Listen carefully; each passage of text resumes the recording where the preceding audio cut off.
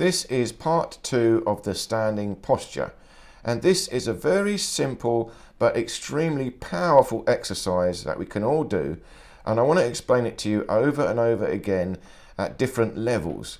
You see, it's the same posture, but there are many different levels to this body efficiency training, this tensegrity training, and it's going to take me a while to explain them all to you. So I'm using this one posture to explain every level, and today I want to talk about the breathing.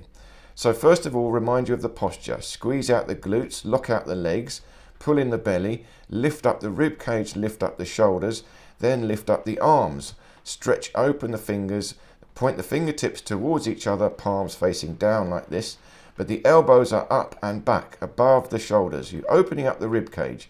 Then finally pull up the neck and pull in the chin. So you're standing nice and tall. And once you've got this position, you can also rise a little bit onto the toes. Grip the toes into the floor, the toes are pointing slightly out. Lock out the legs, remember, squeeze the glutes, pull the belly in, and you're still leaning backwards, arching backwards, even though your weight is going a little bit onto the toes. Now, so that you don't lean too far back, you must pull the belly in. You see, this creates a dynamic tension, a stretch all the way up through your body, through the legs, through the spine, up into the head, and into the shoulders, and all the way to the fingers. Now once you've got this, now I can do my breathing.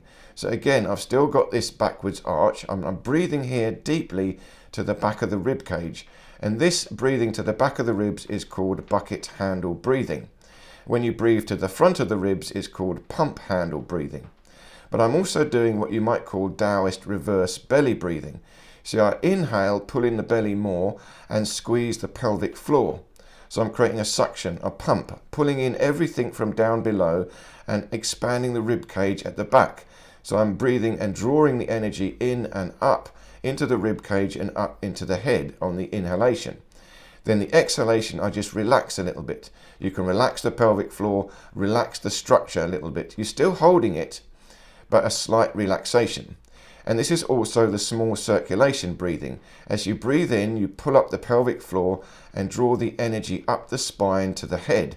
And it goes over the head and then down the front of the body, back to the groin, to the perineum. And you must keep the tongue touching the roof of the mouth also.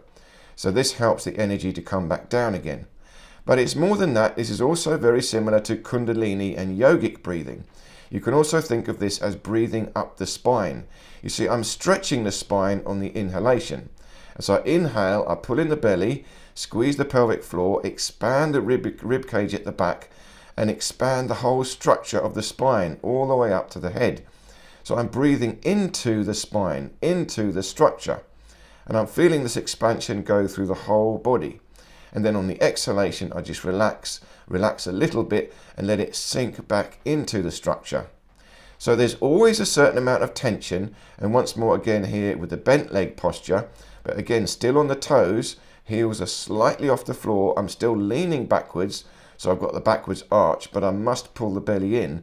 There's a dynamic tension between the glutes, the hips, and the waistline.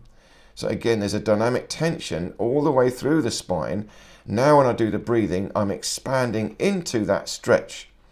Remember, it's an elastic force, an elastic stretch through the body.